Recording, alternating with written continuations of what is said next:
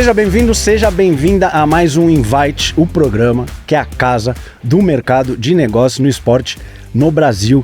E eu já estou muito feliz porque pela primeira vez a minha skin, né, esse meu lifestyle, vai fazer total sentido com o tema e com meus convidados. E eu também não vou ficar enrolando muito, porque eu recebo Sérgio Perrella, vice-presidente de licenciamento e varejo da NBA na América Latina e simplesmente dispensa mais apresentações, Fernando Medeiros. Sejam bem-vindos, obrigado pela presença de vocês dois aqui, feliz demais. A gente que agradece, né? Eu agradeço, acompanho já o trabalho de vocês há muito tempo. É um trabalho importante, né, para o mercado, principalmente na minha área, por exemplo, como criador de conteúdo, né, como um apresentador ali. Então, super feliz, obrigado pela oportunidade de trocar essa ideia. É isso aí, agradeço aí pelo convite. Sempre bom poder falar um pouquinho da NBA no Brasil e na América Latina, então agradeço o convite aí, é um prazer estar aqui.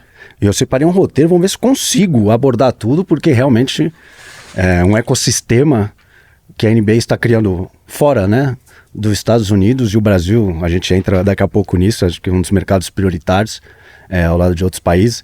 Mas Fê, de imediato, você já perdeu a conta de quantas vezes você tem que responder quem é melhor? Jordan ou LeBron? Já vai começar assim? Não, mas assim, é para entender assim, o quão isso fomenta o engajamento das pessoas, os conteúdos. Total. E essa polaridade, porque acho que pega uma galera 40 a mais, talvez. Sim. E menos essa galera jovem que acompanha o Curry, o LeBron, mas naturalmente acabam pegando esses dois pilares. Você já imagina que, até na criação de conteúdo e tudo, como as pessoas te abordam para falar sobre isso, né? Essa é a pergunta número 1, né, assim, hoje falando sobre NBA. E eu acho que isso extrapolou até a NBA, né? Pessoas de outros esportes falam sobre o Michael Jordan, sobre o LeBron James, e eu acho que isso também é muito importante para a própria liga, porque são personagens, vamos dizer assim, que extrapolaram as quadras, né? Extrapolaram a liga. Então, isso é uma pergunta número 1 quando você quer criar uma polêmica. Quando você quer dar o like, dar o engajamento, joga essa pergunta no ar, né? É a mesma coisa quando a gente fala do Messi e Cristiano Ronaldo do futebol. Então, assim, são dois grandes jogadores, nomes já estão, né, assim, o nome dos dois já está na história. Um é maior, outro é melhor, existe essa discussão também, né? O Michael Jordan é maior, representa muita coisa, foi o cara que conseguiu aumentar a visibilidade da NBA de forma absurda. E o LeBron, é melhor porque ele joga em todas as posições, quebrou todos os recordes. Então, assim, é uma ótima discussão, mas não tem jeito. O Michael Jordan é maior.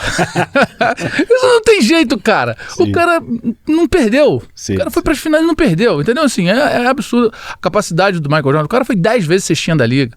Então, assim, o Michael Jordan é bizarro. Mas o LeBron James é melhor. Porque foi legal até, eu te acompanho lá no Central, que até o Lucas, ele falou sobre isso, ele falou, na opinião dele, que ele falou que era Jordan, mas aí ele extrapolou a questão na quadra, ele falou da influência para a modalidade, o brand em si, né, em termos de internacionalização da marca, enfim, então ele também fez um misto ali, ele falou, tem bilionário casando com Jordan e tal, então ele também falou dessa questão, então eu acho, nem vou colocar o Sérgio nesse embate, né, deixa ele ileso sobre isso.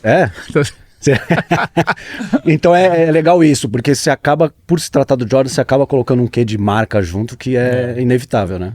Agora o Fernando tá empolgado com o Embiid, né, que eu vi teu post esses dias aí, deu um engajamento bom, porque o cara... Exato. Vem para quebrar tudo também, os recordes. Essa história do quem é melhor, né, do quem é maior, eu acho que a NBA tem essa capacidade de gerar grandes ídolos e grandes discussões. Então, assim, a gente falou de Jordan e LeBron, mas, cara, tem um Curry ali na cola dessa história de gerar alcance, engajamento, mudança de comportamento, que é absurda. Sim. E agora a gente tem o Embiid, que é um francês, mas que com 21 anos está, assim, transformando a forma de jogar basquete. Então, assim, existem personagens que a gente vai ficar de ciclo em ciclo carregando ele e sempre falando quem será o próximo GOAT. Então a gente fica nessa expectativa.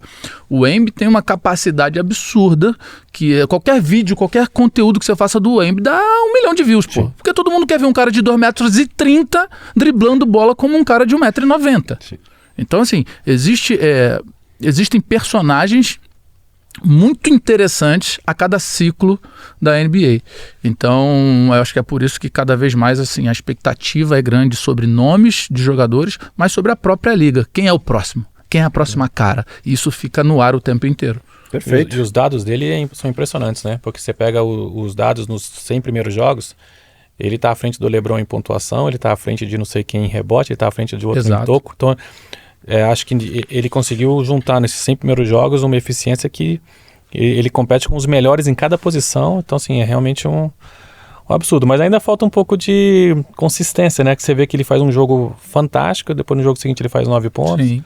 Então, mas acho que com a experiência e com mais rodagem, ele vai se tornar um dos maiores aí da história, com certeza. Perfeito. Sérgio, quanto tempo de Brasil a NBA já está aqui, a divisão brasileira, o escritório? Então, a NBA, assim, ela se caracteriza muito por ser uma liga internacional, né? Então, ela está muito presente em todo o mercado internacional. Estava presente no Brasil através de outros modelos de negócio, né? Agências e tal. Mas há 13 anos abriu o escritório no Brasil, né? Com a liderança do Arnon.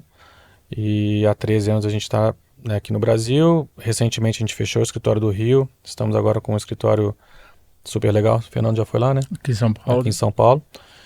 E desde então os números e o trabalho não param, né? A gente vem conseguindo fazer muita coisa assim, em todo o ecossistema do basquete, né? Não só colocar o jogo na frente das pessoas, na televisão, os direitos de transmissão, sempre buscando formas diferentes de levar o conteúdo para os fãs, mas também na parte de eventos, na parte das lojas, merchandising, produtos. Então, todo um ecossistema que a gente vem trabalhando e o resultado está aparecendo.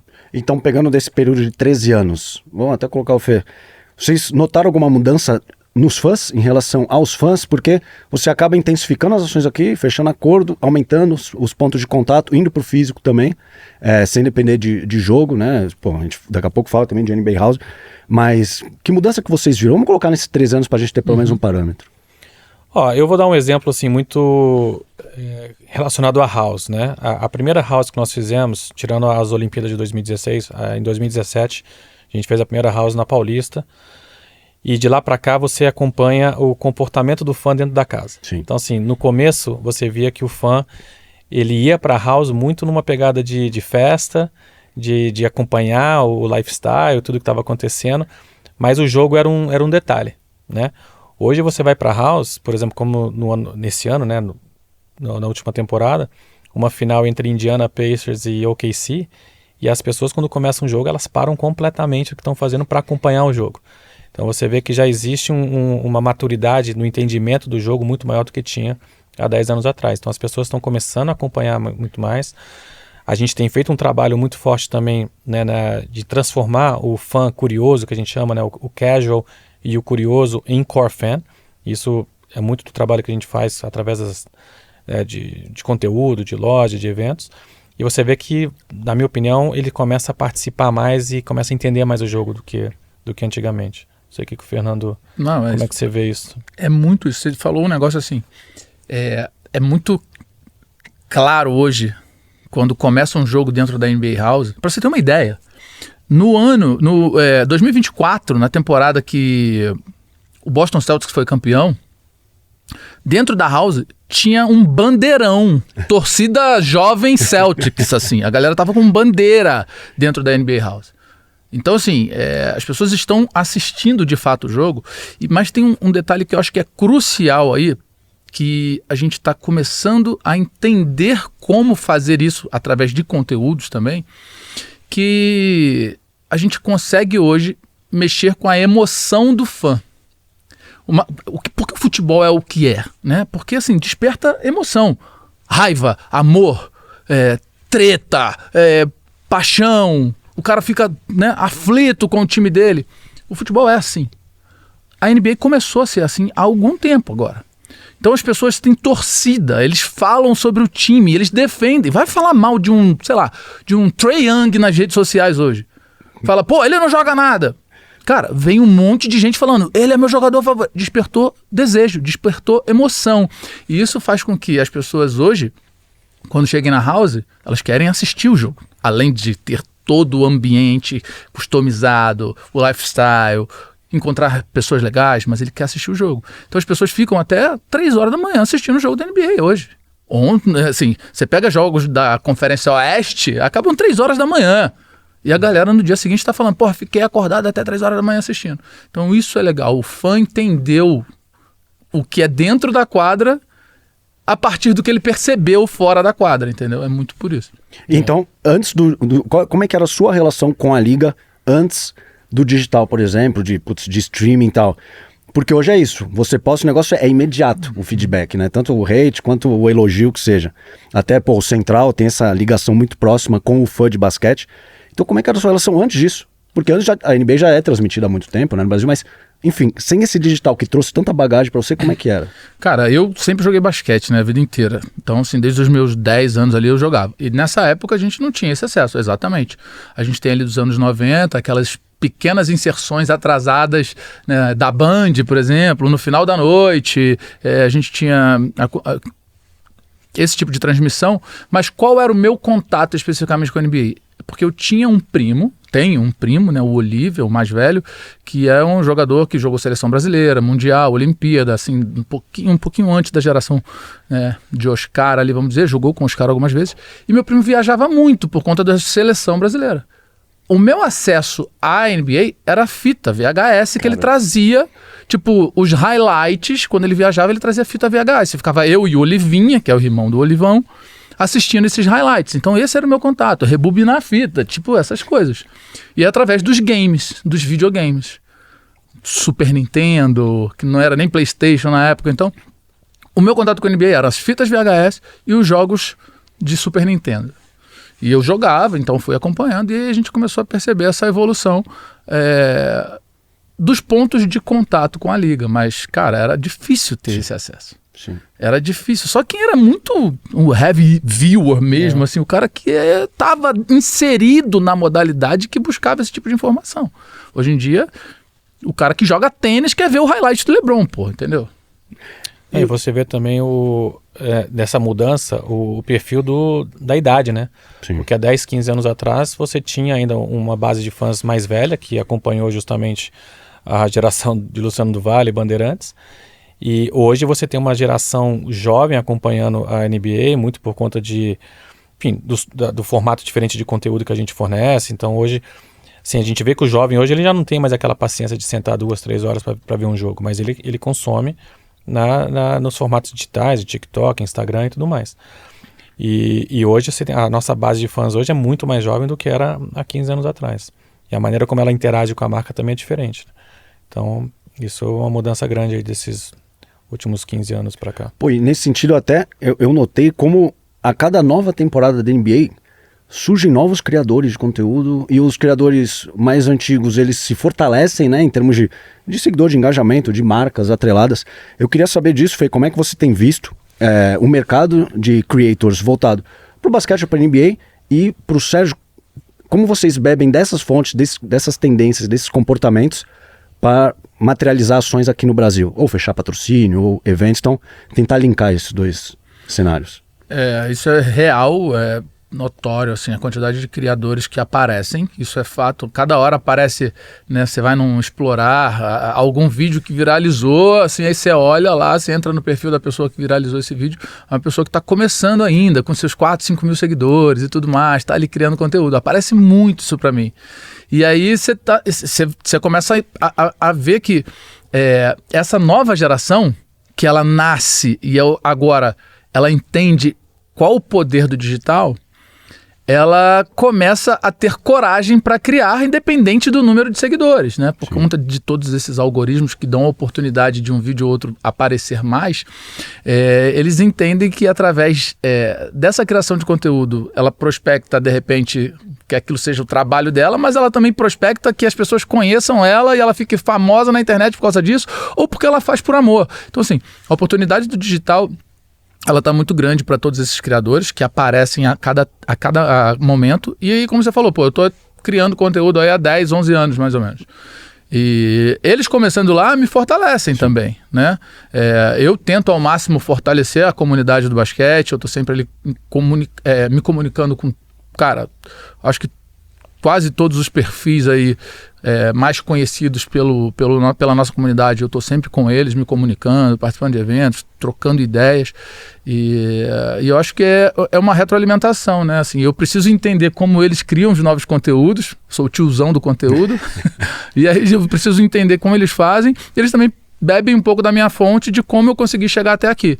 Então acho que a roda vai girando e todo mundo vai crescendo, sabe? Eu acho que a NBA ela é pioneira nessa busca de inovação em como levar o conteúdo para o fã, né? Por muito tempo o conteúdo ele se limitava à televisão e tá ali, quem quiser que vai buscar. E nesses últimos 7, 8 anos a gente vem testando modelos novos de como levar o jogo, né, pro fã.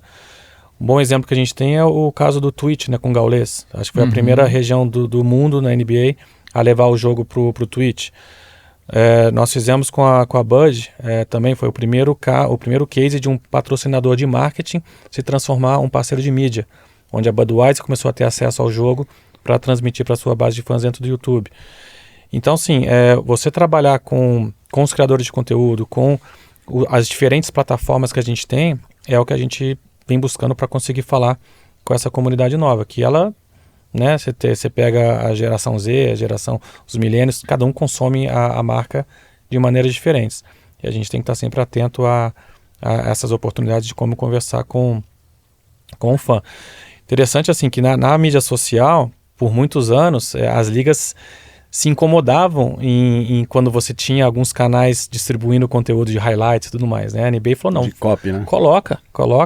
Porque quanto mais highlights, é assim que as pessoas estão consumindo. E isso acaba gerando uma base de fã maior, uma base de fã mais engajada, que vai depois reverberar num eventual patrocínio ou no consumo do seu produto. Então você pega lá fora, né, House of Highlights, os Bleachers, foi sempre a NBA inovando, distribuindo, fomentando o conteúdo para que eles possam colocar isso, né, de uma forma acessível para todo mundo. O tempo de tela, né, o time watch ali, falando de NBA, cara, ele é muito alto. Né, assim, pela quantidade de conteúdos, pela quantidade de impacto que ele causa, não só dentro da bolha, mas fora da bolha. Repercutiu há algum tempo atrás até uma fala do Adam Silver, que é o comissário da liga, né, que ele estava dando uma entrevista e ele fala, cara, a NBA é porque é muito fora de contexto esse recortezinho, né, que quando ele fala a NBA é uma liga de highlights, ele fala assim, mas tem um contexto em tudo que ele está falando ali, né, só que as pessoas se prenderam, né, falam, pô, como assim é uma liga de highlights? Cara, a plasticidade que a NBA oferece nos seus lances, nos seus jogos, ela é superior a qualquer outro esporte. Nós somos apaixonados por futebol. Pô, beleza. Você vai lá e pegar uns highlights do Ronaldinho Gaúcho driblando no Barcelona, beleza. Ali, sacou? Você pega um negócio desse. Só que com a NBA é todo dia um highlight, pô. É toda hora um highlight. Né? Então no futebol, por exemplo, que é o maior esporte, vamos dizer assim, do planeta, cara, para você achar uns highlights muito bons hoje é mais difícil, cara, né? O jogo é muito mais físico, você joga na frente e sai correndo, aquela coisa do drible ela tá escassa. Só que se você quiser highlight da NBA, você vai achar em qualquer lugar. Sim. Todo jogo, anteontem, teve 5, teve 6. Então, assim, é uma liga que as pessoas vão parar para assistir. Deixa eu ver esse lance, sabe? Então, o Sérgio falou sobre a nova geração. Como é que um moleque hoje fica assistindo 2 horas, 2 horas e meia o mesmo jogo, né? Então, assim, esse é um desafio que todas as ligas devem estar passando, inclusive a NBA passa. Sim. Como é que a gente segura o cara ali 2 horas e meia, né? Mas que ele tenha como assistir isso depois de forma recortada e com a linguagem que ele quer ouvir. Cara, só a NBA que faz isso. Não, eu concordo 100% porque trabalhar esses stories, esses personagens, né? Cada jogo você consegue extrair algo, né? Pô, no primeiro jogo lá, Spurs e Mavs, era Cooper Flag e o Wemby. Uhum. Só que daí jogaram o Cooper Flag de armador, o Wemby, enfim. Então, assim, já tem a de, pô, como é que vai ser isso aí?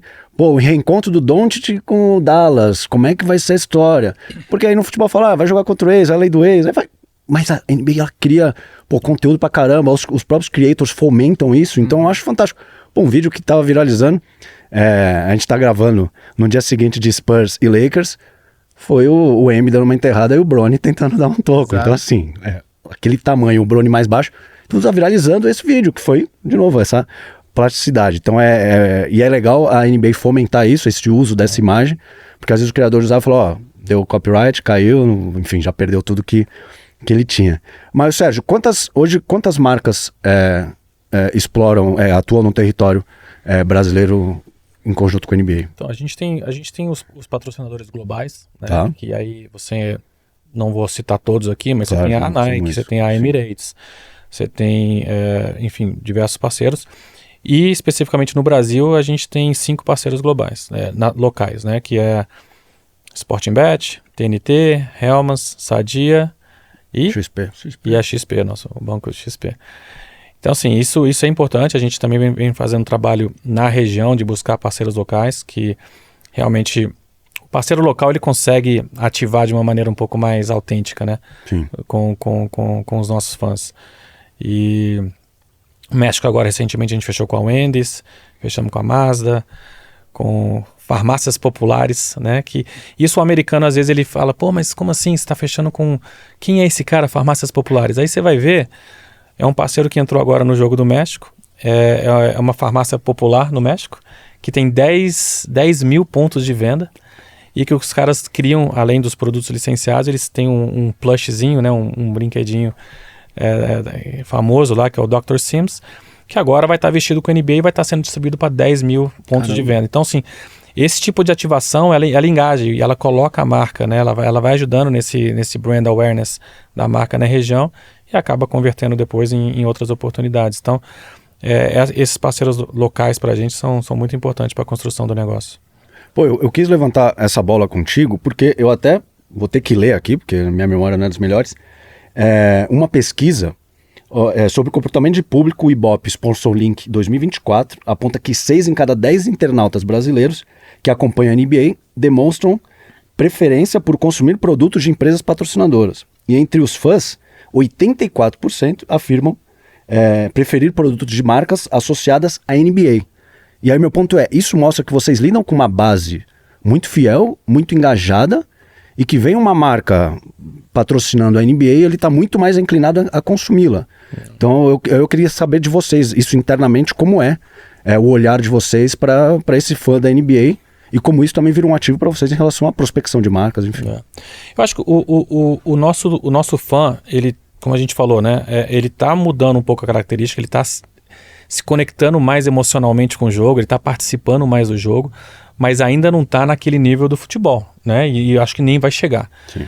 Então, assim, quando a gente vê os números hoje de patrocínio, quando a gente fala de futebol e basquete, os números são muito diferentes.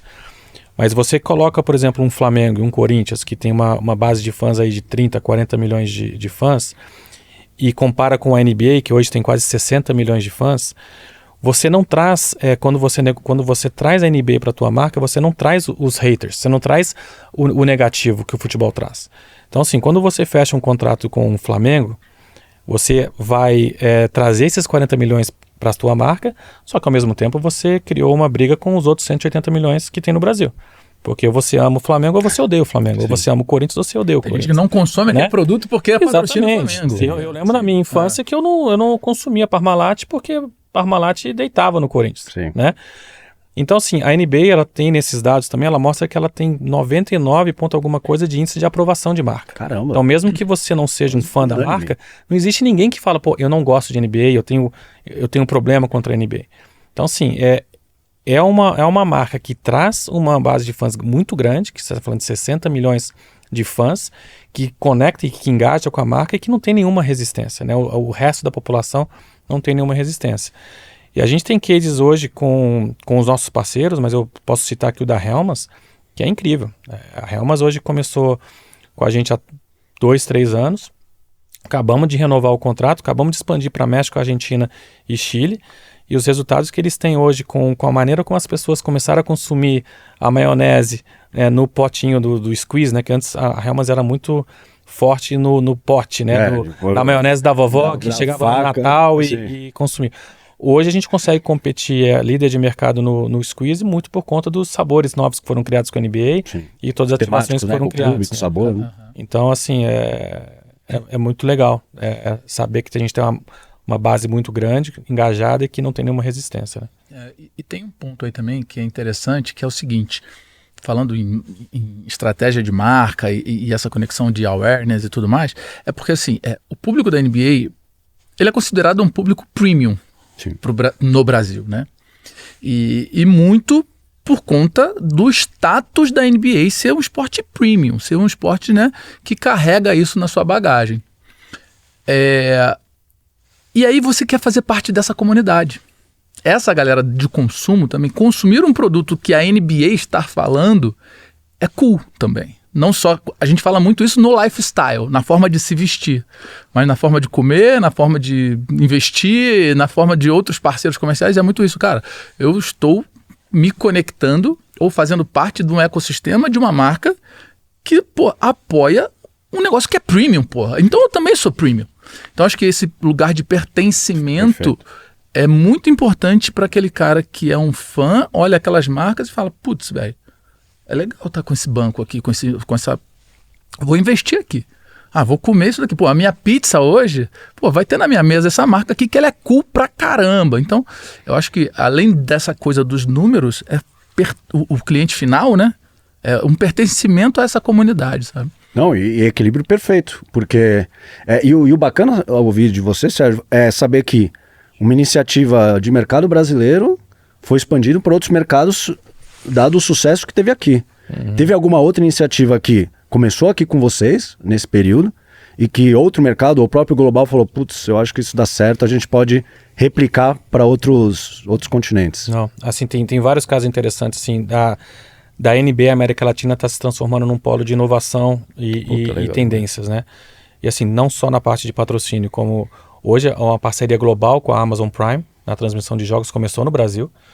Você pega a Budweiser e a Ambev, começou no Brasil, se transformou hoje numa parceria globalmente com a Michelob, mas no Brasil a gente ativa com a Budweiser, mas começou no Brasil. Mas você pega cases, por exemplo, das lojas, do Parque de Gramado, né, que é o primeiro e único parque do mundo que agora está começando a ser replicado fora. Tem um caso interessante das lojas, que a primeira loja que nós abrimos, quando a gente foi aprovar o desenho da loja, tinha 2 itens que os americanos vetaram. Uma foi a televisão, com a 2K, e a outra foi uma tabela de basquete. E aí eles falaram, pô, Perrella, você tá maluco, cara? Você vai colocar uma televisão na loja pro cara sentar, ficar jogando 2 horas de videogame e não consumir? Entendi. E você vai colocar uma tabela onde as pessoas vão pegar a bola da parede e vão ficar jogando a bola na loja?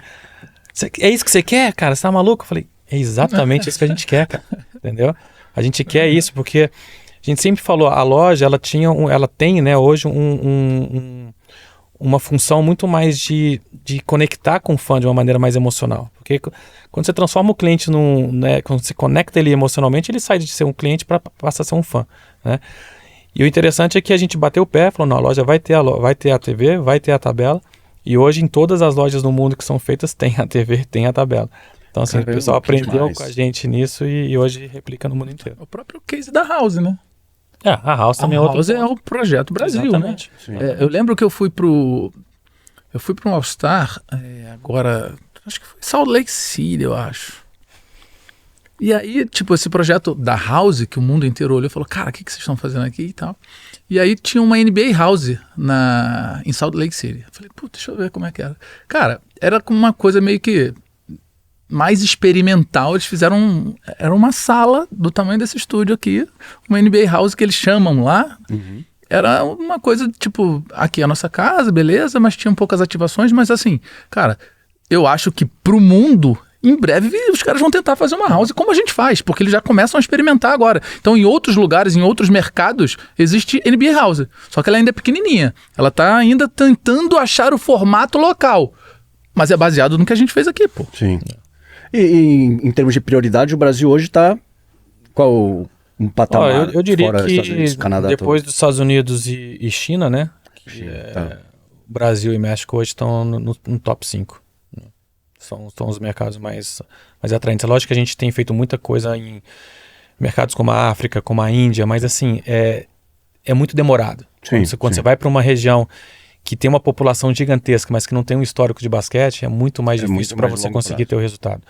E o Brasil, a América Latina, a gente está falando de 650 milhões de pessoas, mas que tem uma relação com basquete incrível, né? Brasil, Argentina, México, você vai para Porto Rico, também faz parte do nosso trabalho. Então, assim, o basquete está na cultura do latino, né? Então, a empresa, né, a NBA vê isso com bastante foco. Então, o Brasil e México, com certeza, está entre os 5 principais mercados do mundo hoje. E Fê, você que viaja, cobre muitos eventos da NBA, você acabou de citar até o All-Star, eu imagino que você também tem um olhar clínico, até você citou da house deles lá. Como você vê essas diferenças de público, de comportamento? Coloca, por exemplo, num jogo e até na NBA House aqui no Brasil.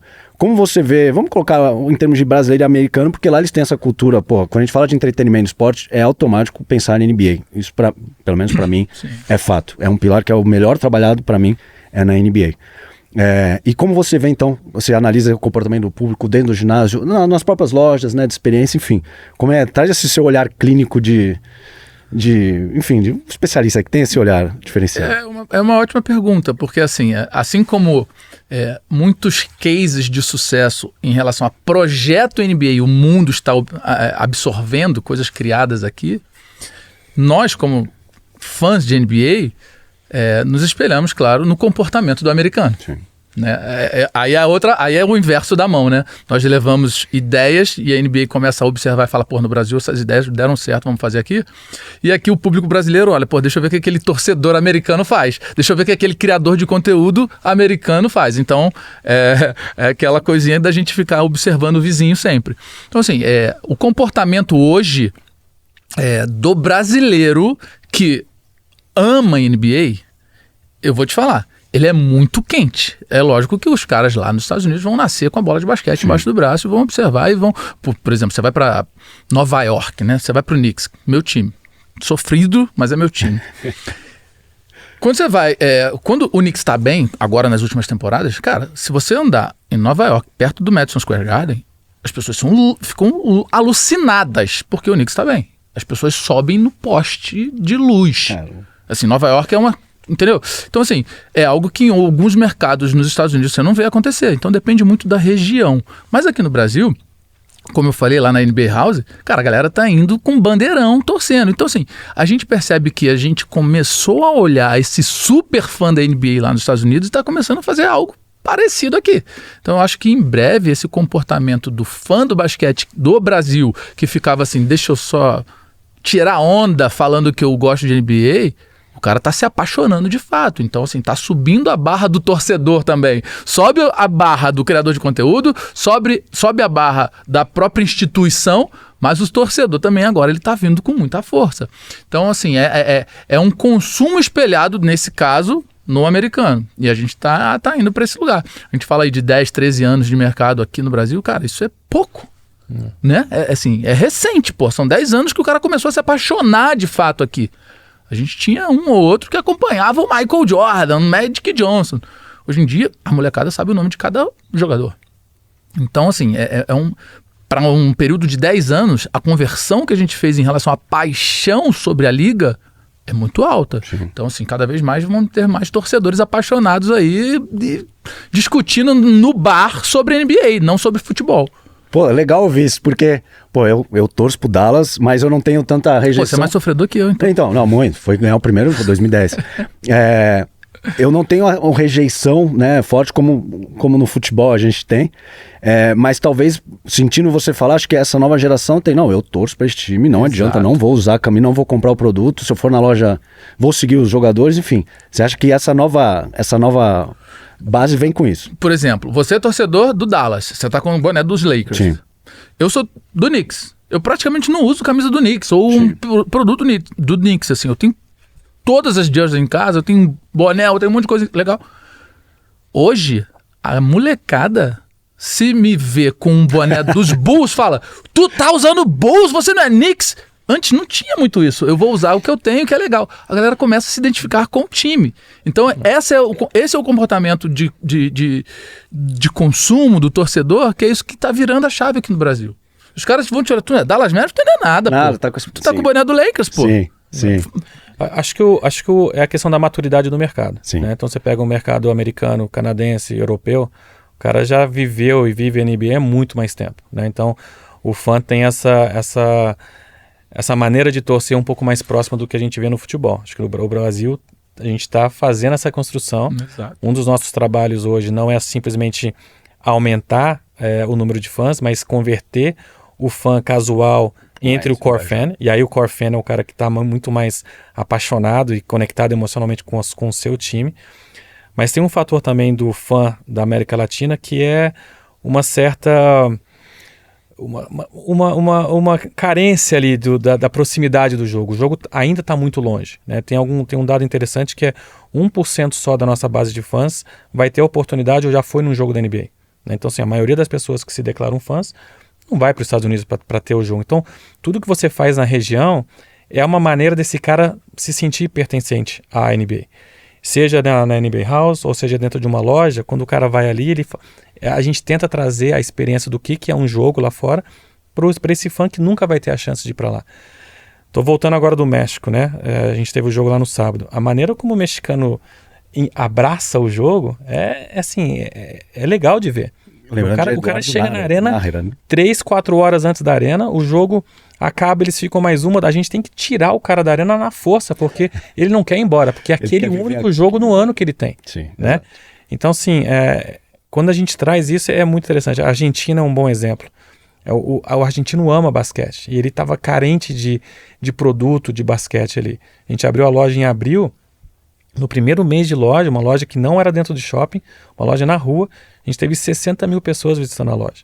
Isso mostra, assim, o quão carente e dependente de ações essa base da América Latina é. Então, acho que essa característica que diferencia, acho que o latino, principalmente do americano e do europeu, mas que com o tempo a gente vai, né, trazendo mais ativação, trazendo mais eventos, ele vai se acostumando mais com a marca e vai talvez com o tempo se aproximando um pouco mais do que é o fã lá de fora, né? E qual o trabalho que vocês fazem, talvez de um mapeamento, enfim, de público, para saber quais cidades vocês vão abrir loja ou levar uma experiência física?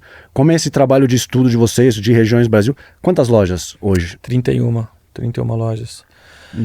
Eu acho que, assim, a gente tem mapeado o número de fãs por cidade e, junto a isso, oportunidades também de mercado. Então, a gente tem hoje uma relação muito próxima com vários shoppings e varejo no Brasil, a gente sabe que não é fácil, né? Então, assim, depende muito das oportunidades que aparecem. Um bom exemplo é o Parque de Gramado. Porque, assim, acho que quando a gente abriu o parque há 2 anos, a pergunta que eu mais ouvi foi, cara, por que Gramado? Né? Ninguém entendia por que você abriu um parque em Gramado. E Gramado, assim, é uma cidade que é a top 3 no Brasil nível de destino turístico. Então, assim, em 2013, se eu não me engano, antes da pandemia, foram mais de 7 milhões de pessoas visitando o Gramado, tanto o brasileiro quanto o turista da América do Sul. E a gente conseguiu levar para o parque quase 200 mil pessoas de 1.200 cidades diferentes do Brasil. Então, quando a gente fala de como a gente consegue oferecer essa experiência para o fã que é tão distante do jogo, você colocar um parque numa cidade turística que vai trazer pessoas do Brasil inteiro é uma estratégia de como você conseguir aproximar o fã da marca. A gente sabe que eu não vou conseguir abrir uma loja da NBA no interior do Pará. Mas, assim, com certeza tem pessoas do Pará que estão visitando o Gramado, né? Então, a gente tentou colocar as lojas em locais estratégicos para tentar abranger o maior número de turistas e também, lógico, financeiramente falando, buscando oportunidades de negócio, né? Lojas que vão poder ter o retorno para o operador. E em termos de produtos disponíveis, anualmente sai, né, o ranking dos atletas, das equipes que mais vendem produtos e dos atletas. Isso é uma base para vocês em termos de layout de loja, de produtos? Como vocês fazem essa análise de quais jogadores têm que figurar às vezes no layout ou numa experiência, né, de mão, de bola e de altura e tal? Como é que essa análise que vocês fazem, esses estudos, esses dados, é exclusivamente de store, de venda? O que vocês levam em consideração? Não, a gente leva em consideração o perfil do fã. Então, assim, é lógico que o operador da loja ele vai buscar sempre aquelas principais equipes que têm, né, uma venda maior e uma procura maior. Mas nós, como liga, a gente tem a responsabilidade de dar uma representatividade para todos os times. Então, assim, a gente busca representar as 30 equipes. É lógico que eu não consigo colocar toda uma linha ampla hoje do Memphis, sim, né? Sim. mas a gente sabe que a gente tem que ter ali a regata do Ja Morant e por aí vai. Então, assim, a gente busca ampliar o maior número possível de produtos e por todos os times, mas que a gente sabe que no final das contas é o Lakers, é o Bulls, é o Celtics, é o Golden State, é o Miami. E tem um perfil também do torcedor brasileiro que ele ainda vai muito pelo atleta.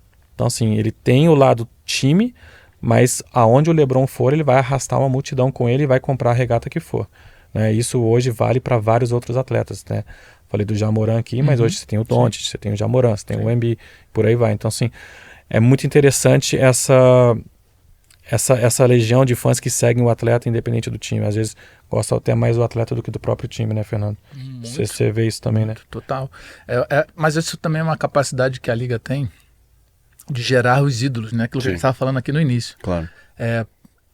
Cara, a NBA, o Sérgio que está muito mais interno, né, do que eu em relação à parte do business, pode até me corrigir se eu estiver errado, mas a Liga, ela tá lá, o seu escudo está sendo defendido, né? A marca está sendo defendida.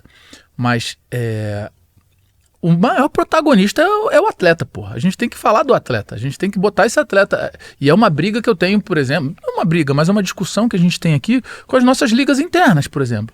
Pô, a gente tem que criar uma história em volta desse jogador. Pô, a liga, a marca já está blindada, as pessoas já conhecem, mas as pessoas não conhecem esse jogador.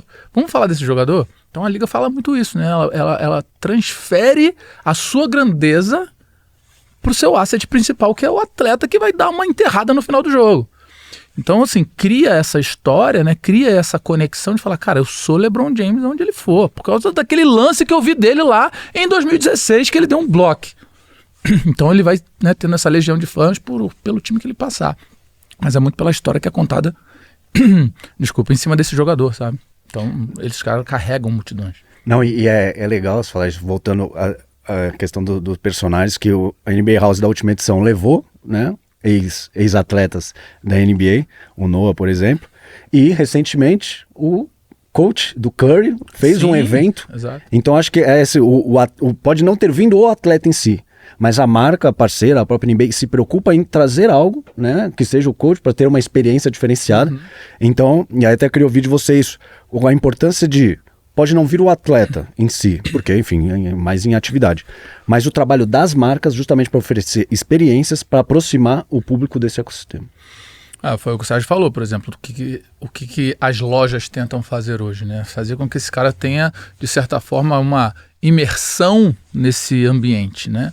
Então, quando a NBA House, né, quando o nosso evento traz uma lenda do esporte, né, um jogador que representa bastante. Todos os anos tem 2 ou 3 atletas, né, ex-atletas aqui na NBA House. Também teve, além do Joakim Noah, teve o Nick Anderson, por exemplo, Magic, né? que foi um grande atleta do Orlando Magic, né?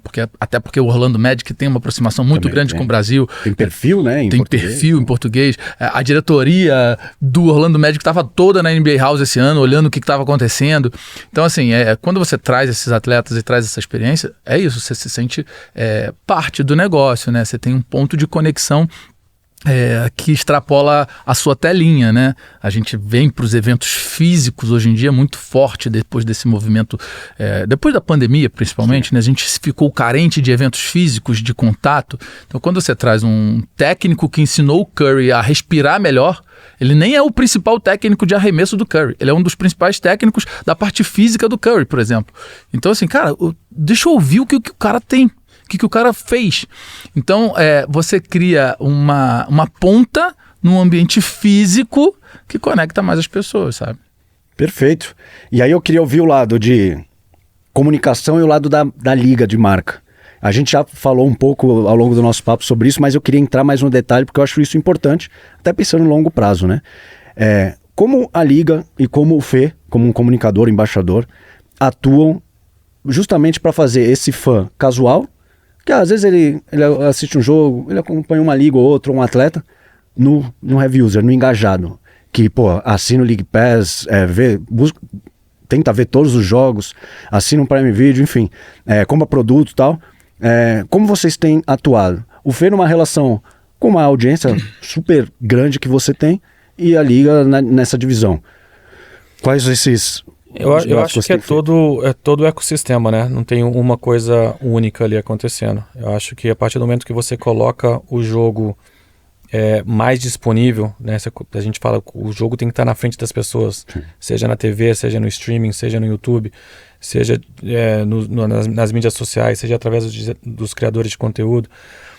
O cara tá andando no shopping, tem a loja, tem os eventos. Então, assim, todo esse trabalho, né, que envolve todos os departamentos, ele vai batendo ali até o cara realmente começar a se engajar mais e se transformar num heavy user, né?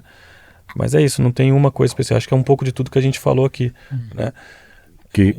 Você vai construindo, né? com o tempo essa relação com a marca. Tem um ponto muito importante também, eu estou falando aqui de alguns dados, mas acho que mais de 35% dos fãs da NBA entraram ou se conectam com a NBA através do videogame. O videogame hoje, o 2K, é muito forte. É o maior licenciado. Lógico que a gente tem a Nike como principal parceiro em licenciamento, mas você pega a quantidade de produtos que a Nike faz na NBA, só de regatas, camiseta, tênis, jaqueta. A 2K ela tem um produto, é um SKU, é o videogame. E ela praticamente, em números de venda, ela é um absurdo. Então, assim, a quantidade de pessoas, os milhares de pessoas no mundo inteiro que consomem NBA através do videogame. Então, tem várias formas, né? O game, a gente fala da 2K, mas tantos outros jogos são desenvolvidos, tantas outras plataformas. Agora, a inteligência artificial entrando também, como que a gente consegue, através da inteligência artificial, conectar de uma forma mais autêntica com cada um desse fã, né? E, lógico, o trabalho deles de levar o conteúdo de uma maneira bacana para o fã vai convertendo, né, Fê?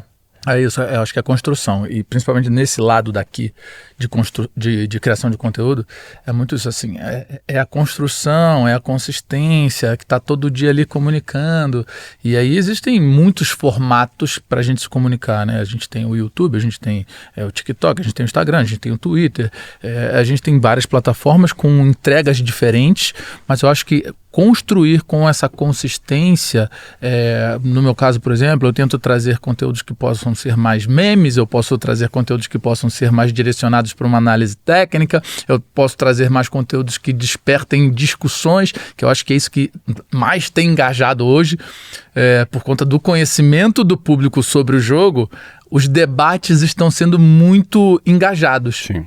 Todos os debates hoje, quando você confronta times, confronta jogadores, quando você dá opinião, as pessoas entendem aquilo que você está falando, é o que gera hoje uma retenção absurda, porque as pessoas querem participar dessa conversa. O cara quer participar, ele quer dar a opinião dele sobre essa conversa, porque agora ele entende, e ele quer mostrar que ele entende. Você sente a diferença dos comentários, né? Muito mais, com muito mais embasamento, né? Eles sabem tudo sobre a NBA hoje. Às vezes aparecem pessoas nos nossos grupos, nas nossas lives, nos nossos conteúdos, que trazem dados. Falo, mano, eu nem sabia disso. Ajuda a alimentar a própria discussão. Cara, você vai pesquisar, o cara tava certo mesmo. Certo. O cara pegou uma estatística avançada que, às vezes, no site da NBA, por exemplo, tem as estatísticas dos jogos, dos jogadores, ela é infinita. Eu não sei mexer em todas as estatísticas. Porque você tem uma aba de avançada e você vai mexendo em um monte de... Cara, tem fã que traz uma estatística que eu falei, cara, onde é que estava essa estatística? Tava lá no site da NBA e eu não sabia onde estava. Porque todo mundo hoje fica fuxicando e quer saber mais sobre a NBA, quer participar dessa conversa. Então, cara, é construção, constância, a NBA tá fazendo isso aí, ao longo desses 13 anos, todo dia batendo ali, ó, na portinha do consumidor. Tem isso aqui. Você comentou também do storytelling, né? A NBA, o storytelling e essa quantidade de dados, você vê que toda semana, ou todo jogo tem alguma historinha por trás. Ou o cara vai bater o recorde de triple-doubles dos últimos 7 anos. Eles inventam alguma coisa para fazer com que aquele jogo tenha uma história por trás para que as pessoas possam acompanhar, né? Você pega lá o jogo lá dos tantos pontos do LeBron, ou o recorde de pontos, enfim, sempre tem alguma coisa por trás, mas sempre tentando buscar uma história para poder engajar mais cada jogo. Não, e a própria rodada de Natal, né? que envelopou como um produto, de fato, né? Que você assiste NBA o dia inteiro com as E que hoje levou para as outras ligas, né? Exato, exatamente. O pessoal vem copiando no... Isso também da liga é muito interessante, né? Porque a gente tá falando da rodada, a gente tem uma temporada longa. Sim. Por cada equipe jogando 82 jogos, né? E aí a liga ela foi se fragmentando em eventos dentro desses 8 meses de competição. Tem noites temáticas também. Né? Você tem, as noites da rivalidade, jogam aqueles times que são rivais. Você tem a noite de Natal, você tem a NBA Cup, você tem o All-Star Weekend, você vai criando, né, dentro da própria competição, outras formas de engajar o público. E a NBA é única, é pioneira nisso, entendeu? As camisas, City Editions, que são camisas específicas que a cada ano mudam. Então, cara, é tanta coisa dentro dessa... As noites latinas, né? As noites latinas. E aí você vai assistir um jogo em Miami, você vai assistir um jogo em Orlando, tem uma noite brasileira lá. Então, são cada detalhe desse é interessante, que faz o fã a cada mês ter algo diferente para torcer e se engajar. Não é uma liga que você vai lá, beleza, vou jogar 82 jogos no mesmo ritmo, não.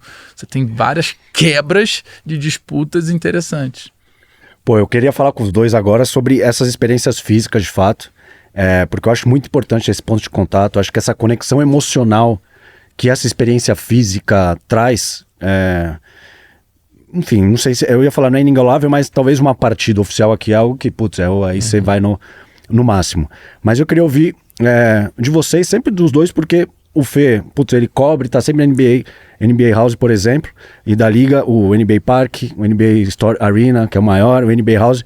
Enfim, a importância disso, de vocês estarem na rua, de vocês estarem liderando conversas, de ter famosos lá, que teve até aquele, na última edição, o Yamal, que roubou a cena. Então, eu quero saber a importância, fora a escola que vira pro mundo. Então, eu quero focar exclusivamente nisso, nas experiências físicas que vocês oferecem.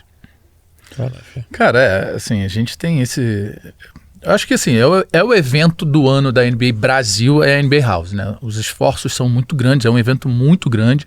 Então, assim, a temporada começa em outubro, a gente já começa a falar de NBA House. Já tá falando da NBA House de 27. Sim. Tipo assim, já tá pensando nela, porque eu acho que é um grande evento onde as pessoas virou um objeto de desejo. Eu quero estar na NBA House. Eu preciso estar na NBA House. O cara que tá ali só pelo lifestyle, ou, cara, é interessantíssima a quantidade de pessoas públicas, vamos dizer assim, não vou dizer famosas, mas pessoas públicas, que quando tá chegando a época de NBA House, me mandam, porque sabe que eu tô com a NBA há muito tempo, então, me mandam um direct, ou me mandam um WhatsApp falando, cara, posso ir esse ano? E aí você vai ver a pessoa, assim, é um cara que, se andar na rua, para a rua. Só que o cara quer ir pra NBA House, pô. Sim. Então essa experiência física, acho que ela é super importante, cara. Quando você vai numa loja, o que o Sérgio falou de ter o cara ficar lá 2 horas jogando videogame, mas não consumir nada, cara, eu sou apaixonado. É difícil me ter como parâmetro, mas, cara, quando eu vou pra uma loja, quando eu entro numa NBA Store, por exemplo, cara, eu fico maravilhado. Imagina alguém que não tem tanto contato, nunca viajou pra ir num jogo. A parte física é super importante, cara. Ela faz você... Cara, você tocar numa jersey, tá ligado? Assim, você olhar e falar, cara, putz, que isso aqui é muito foda. Então, eu acho que eu acho que é um dos pontos mais importantes hoje, porque o Projeto Brasil, ele é muito físico. Sim. O projeto no Brasil, ele é muito físico, por conta das lojas, do parque, das quadras, da restauração das quadras, da NBA House. Eu acho que o Projeto Brasil tem uma parte física muito forte, né? Acho que a grande novidade desse ano é a CCXP, né? Então, tem CCXP. Tem a CCXP esse ano, a gente está entrando pela primeira vez, agora primeira semana de dezembro. Mais uma experiência para um fã diferente, né? Um fã ali que talvez alguns já sejam fãs, ou outros que possam se tornar fãs curiosos da marca e eventualmente a gente converter para um fã mais core. Mas é isso, é aquilo que eu falei da carência, né? Então, assim, a distância do jogo leva a gente a criar outras plataformas de conexão com o fã. E então, assim, a House ela tem essa importância muito grande de ser o nosso principal, né, o nosso carro-chefe no Brasil. A House do México já vem crescendo, já está indo para a 3ª edição. Vai ser um evento também muito grande lá agora no próximo ano. Você tem a CCXP do Brasil, a CCXP do México, a House do Brasil, a House do México, o Parque, são 31 lojas. As lojas com formatos únicos, como as arenas, né? Então, as arenas a gente tem São Paulo, Rio de Janeiro, Curitiba, todas elas com Basketball School, que é uma outra plataforma fantástica. Sim. Que cabe, acho que um programa para falar só de Basketball School. São 225 escolas hoje, com mais de 9 mil crianças jogando basquete dentro da nossa metodologia. A gente fala muito de basquete, né? E assim, o nosso ponto focal, que a gente nem acabou falando, é de botar a bola na mão da criança. Sim. Né? E esse é o principal também, um dos principais pontos que a gente faz. Então, criar as experiências físicas, mas não esquecer do nosso core, que é o basquete. A gente fala de basketball first. Então, assim, primeiro a gente trabalhar as escolas, a gente tem a plataforma do Junior NBA, que a gente tem hoje treinamento online para todos e certificação para todos os treinadores. Também, não sei se estou falando aqui, 8 mil, 9 mil treinadores já passaram pelo nosso curso. Professores de educação então, física participam. Tem muitos pontos de contato, né? E às vezes as pessoas, a gente fala desse ecossistema, mas a gente às vezes se perde em tantas coisas que a gente vem fazendo para chegar onde a gente chegou, né? De levar uma base de 30 milhões para hoje quase 60, né? E o resultado que a gente está vendo hoje, você vai na rua, tá todo mundo usando NBA, tá todo mundo falando de NBA, aquele teu grupo de WhatsApp que era de futebol, o pessoal tá comentando a jogada do basquete da outra noite. Então, assim, não é por acaso, é um trabalho de todo um time, né? Não só da NBA, mas os nossos parceiros, os nossos criadores de conteúdo, que ajuda a gente a chegar nesse patamar que a gente está hoje. E eu acho que a rebote disso, né? Literalmente, a rebote disso, né? Que o Sérgio está falando, sobre a Junior NBA, sobre o Basketball School. O basquete hoje voltou a ser um esporte praticado no Brasil. E assim, a importância que a NBA tem para o basquete brasileiro é absurda, tá? É absurda. Assim, o Brasil é bicampeão mundial de basquete. O Brasil masculino e campeão mundial feminino.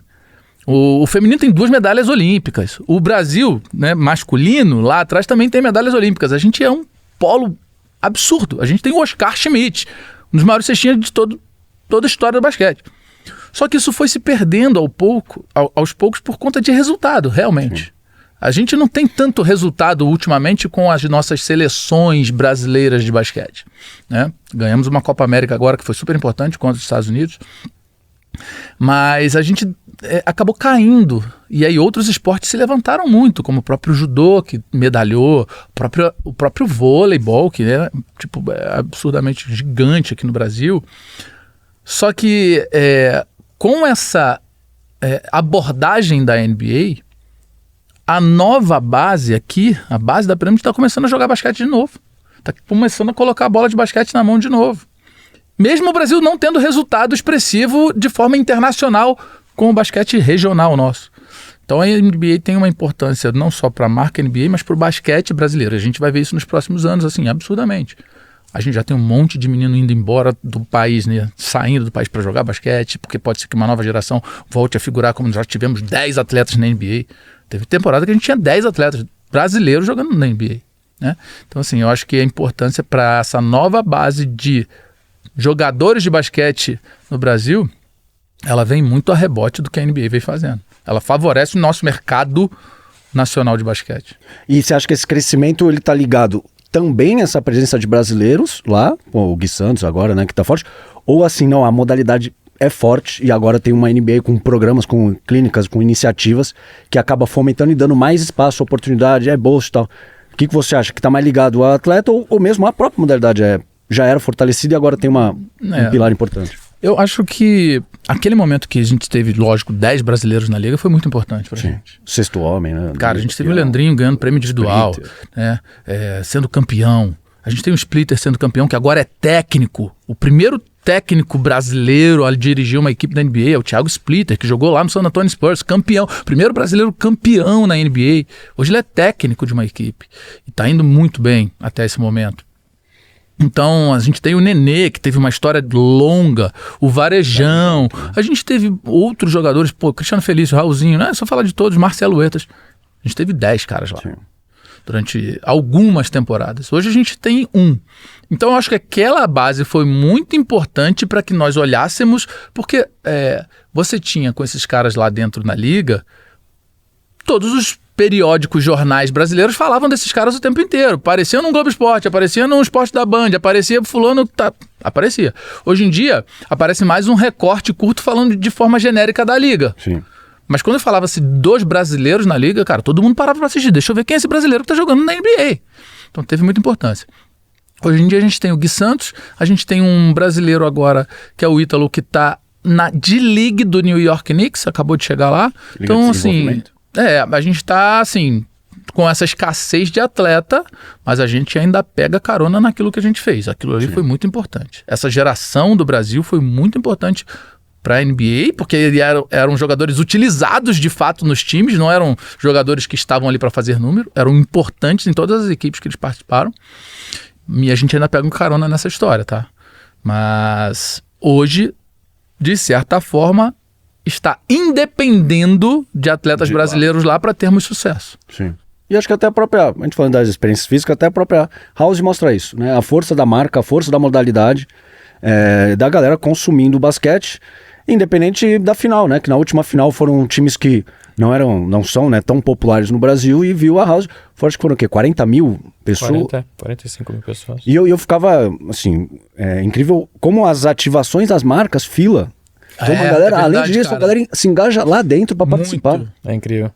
Principalmente nos dias de não jogos também. Sim. Você pega no fim de Fan Day, semana, né? no Fan Day, as pessoas vão com a família, com os filhos, e é incrível. Os caras ficam... As pessoas ficam 40 minutos, meia hora, 40 minutos na fila para participar. E todas, com troféu, em todas as ativações eu vi, eu falei, caramba. É verdade. E a loja, e a vontade de consumir, de pertencer, né? Isso é muito legal. E o trabalho, mas voltando na pergunta, acho que o trabalho ele é feito para não depender, né, Tá, de um grande ídolo, de um grande craque.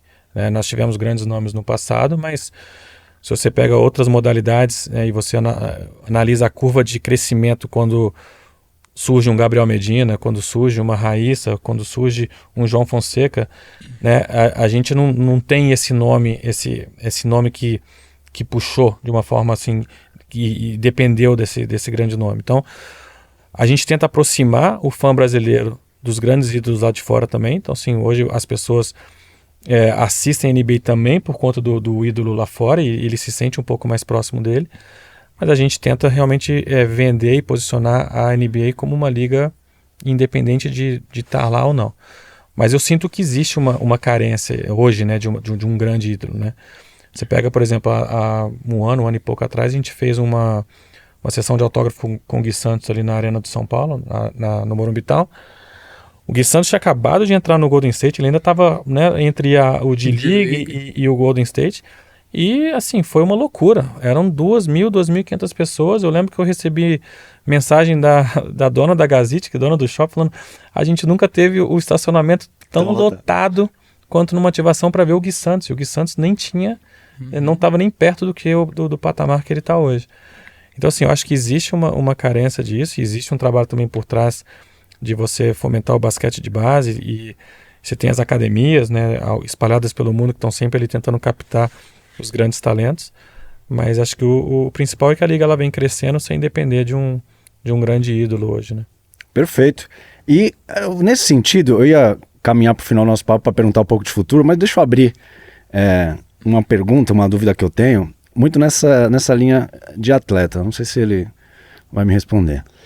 Antes de começar a temporada, até pela presença do Cooper Flag, abordou-se que a NBA precisava de um rosto americano, pensando na sua expansão global, porque grandes que se destacaram assim, tirando o LeBron e Curry, que a gente coloca na prateleira, são europeus, são estrangeiros.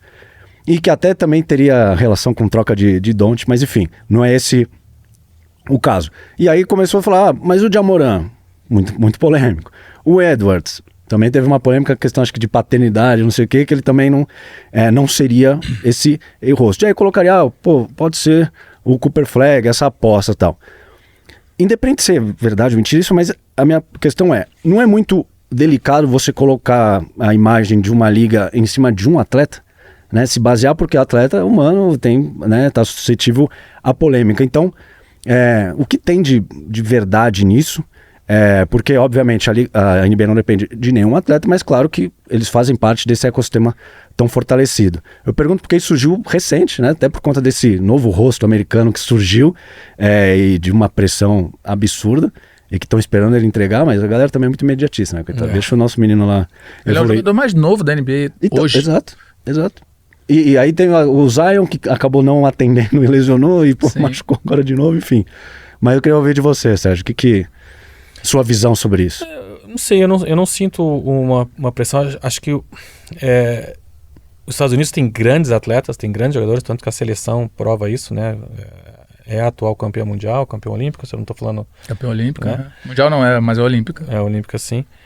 E eu vejo um pouco assim, o tênis aconteceu isso também, né? Eles estão buscando o novo, quem que vai ser o próximo grande ídolo ali. Às vezes eles colocam muita pressão no atleta. O tênis aconteceu isso com o Taylor Fritz e com outros atletas que acabam que não conseguiram se manter.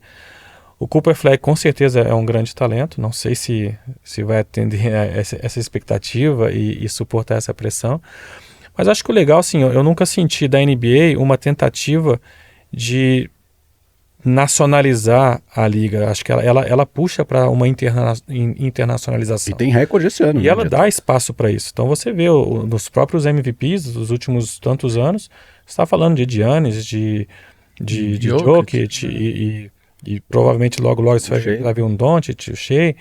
Então assim, a liga busca isso, né? Tem se falando de NBA Europa, né? Quem sabe daqui a alguns anos você está falando de uma nova liga também da NBA dentro da Europa. Então a NBA ela se caracteriza muito isso, por ser uma liga internacional, e acho que ela aproveita muito disso.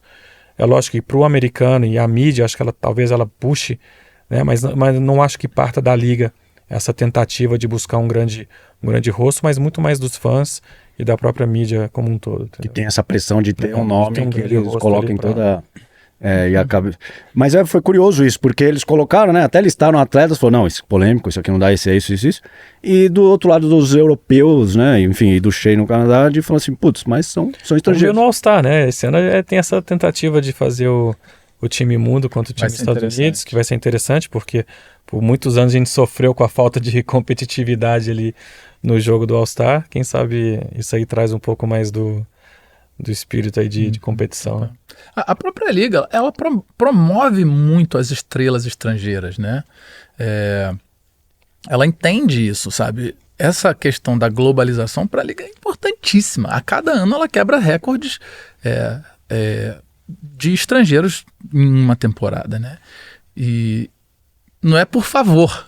Sim. Não é tipo, estou fazendo um favor pra China e vou trazer esse cara aqui. Porra, não é isso. É porque o cara é bom e merece estar lá. Sim. Só que, cara, abre o olho, abre uma porta gigante. Vamos supor, o que aconteceu com o Yao Ming, pô. Né, que foi o primeiro chinês ali que abriu... Cara, olha o tamanho do mercado da China. E o cara era bom demais pra estar lá. Sim. Então, assim, não é favor, não tô sendo bonzinho pra ter um cara aqui. Existe a oportunidade de globalizar com caras bons, então vamos promover esses caras. Então, todos esses aí, o grego Giannis Antetokounmpo, ele tá em todos os posts da NBA. Por que a NBA não botou, então, o Jason Tatum, por exemplo? Sim. Sabe, assim, porque é o cara que, realmente, o Giannis é melhor, então vamos falar desse cara. Então, acho que não tem muito isso. Acho que é a narrativa do fã, do torcedor, da mídia, nesse sentido, local. Sim. Porque o americano é super patriota, aquele cara, cadê o nosso americano no top 5? Exato. E ele tá lá, né, tentando subir, como o Jason Tatum, que era o cara que tá lesionado essa temporada, mas tava batendo nesse teto de corrida de MVPs, né?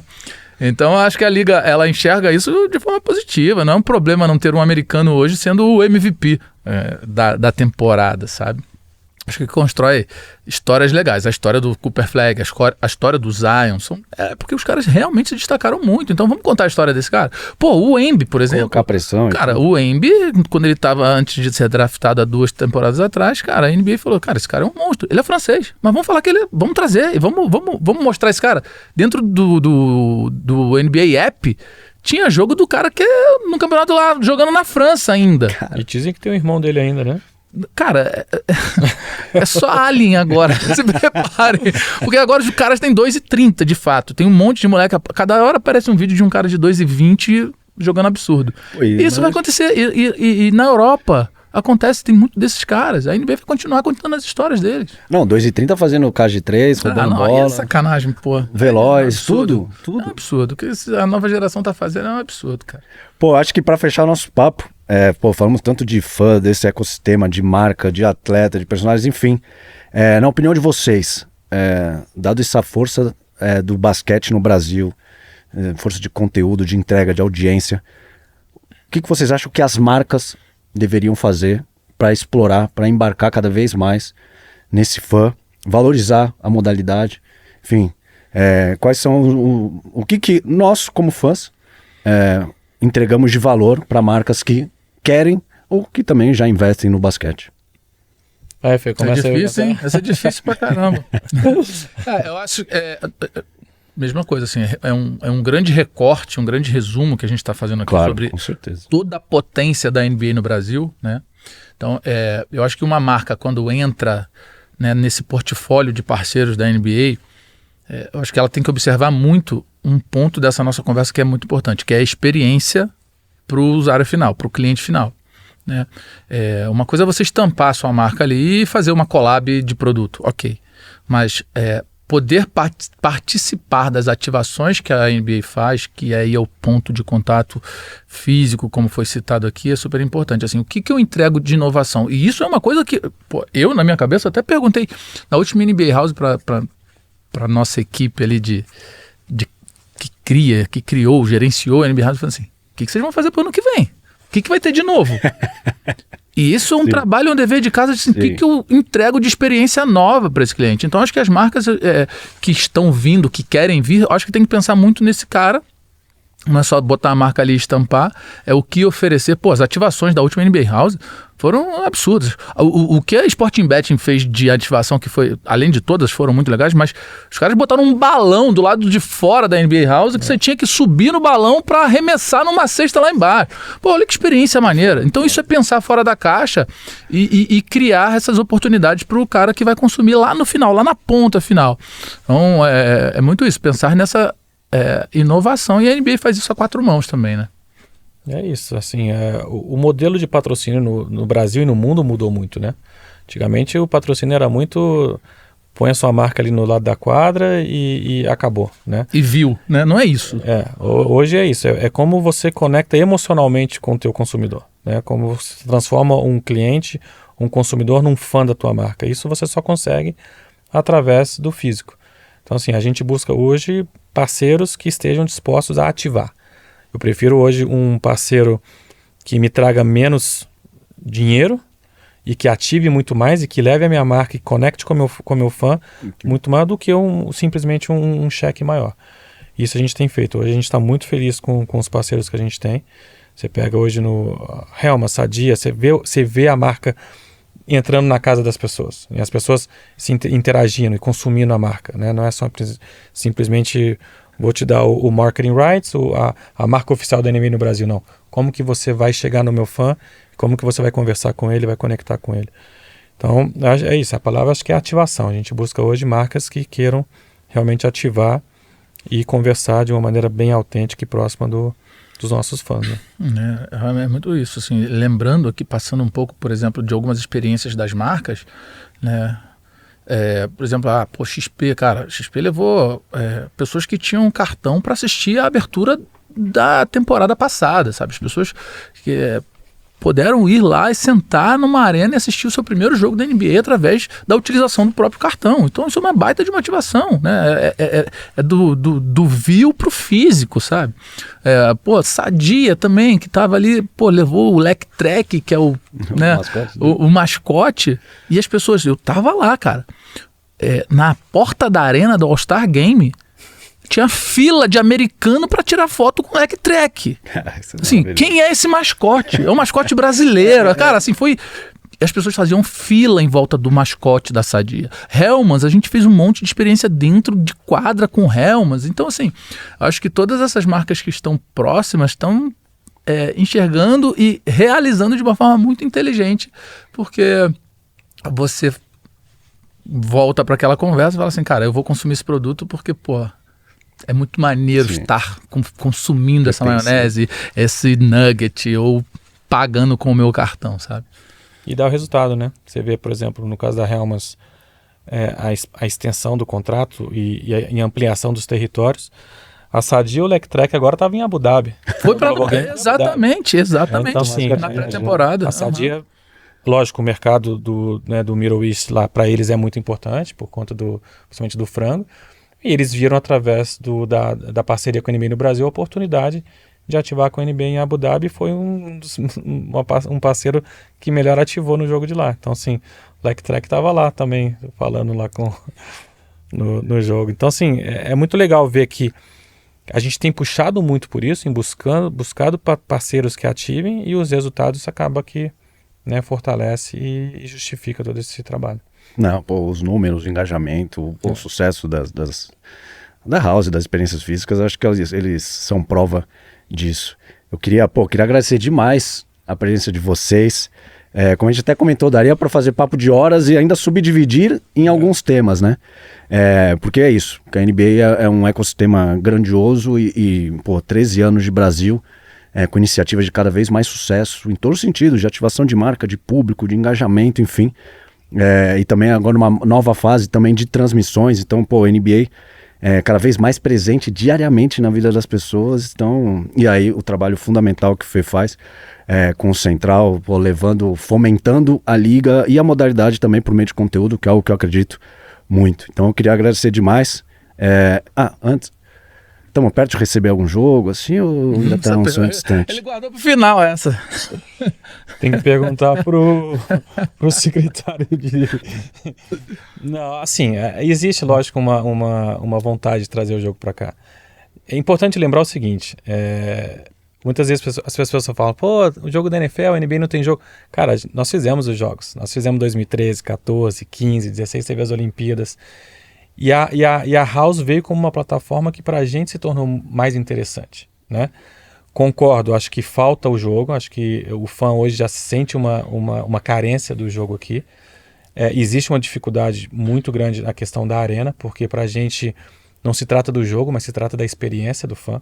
E a arena física é um fator muito importante nessa experiência. Estava até citando lá fora a questão da Arena do México, como a Arena do México proporciona toda a experiência do fã por conta do espaço, do conforto, né? E infelizmente a gente não tem uma arena no Brasil que comporta um jogo com o nível de experiência que a gente quer oferecer.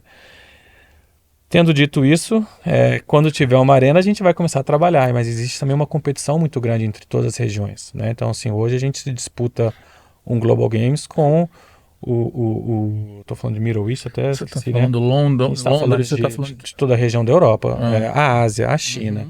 Então, assim, existem muitas regiões que muitas vezes têm também, né, um poder financeiro muito maior do que o nosso, mas que estrategicamente faz sentido ter um jogo aqui e no momento certo acho que vai ter, mas não vejo no futuro, enfim, vamos cortar. Imediato. Né?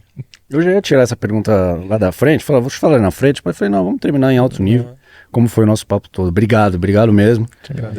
Espero que vocês voltem aí, ou para falar só de House, ou para falar do final de temporada, porque desdobra muito. Ou para falar de outros nomes que faltaram, tipo meu Kobe Bryant. Com certeza, ano que vem já vai ter um novo moleque entrando e arrebentando, né? Mas que é bom. Eu agradeço aí o convite. Espero que tenha sido bacana. Também, sou fã de todo o conteúdo de vocês também. Acho que, como falei, é um trabalho super importante para o mercado, para todo mundo que quer dar um passinho a mais sobre como entender o que acontece por trás das telinhas, né? Então, desmistificar um pouquinho também essas coisas é importante. Obrigado, valeu mesmo. E só chamar que a gente tá aqui. Tamo junto, Fê. Valeu, Sérgio. Valeu. Você que ficou até o final, que eu sei que ficou, que papo fantástico, 1h20 de papo quase, mas daria pra ter uma resenha muito mais longa. Obrigado, tamo junto, valeu, tchau.